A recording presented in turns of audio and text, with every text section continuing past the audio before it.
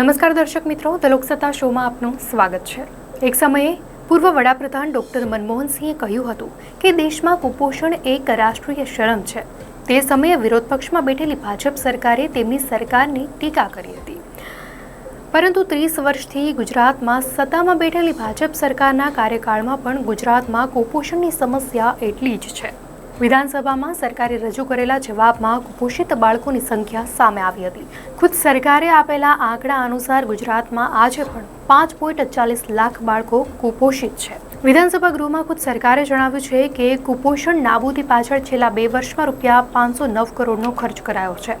આમ છતાં રાજ્યમાં આજે પણ હજારો કુટુંબો એવા છે જેમને પૂરતો આહાર નથી મળતો, તો સગર્ભા માતા કુપોષણયુક્ત આહારથી વંચિત રહી છે। રાજ્યમાં આદિવાસી પછાત જિલ્લાઓમાં કુપોષિત બાળકોની સંખ્યા વધુ છે। જોકે સરકારે દાવો કર્યો છે કે કુપોષિત બાળકોની સંખ્યામાં 1.5 લાખનો ઘટાડો થયો છે। રાજ્યમાં 2025ની સ્થિતિએ 5,40,303 બાળકો કુપોષિત હોવાનું સામે આવ્યું છે।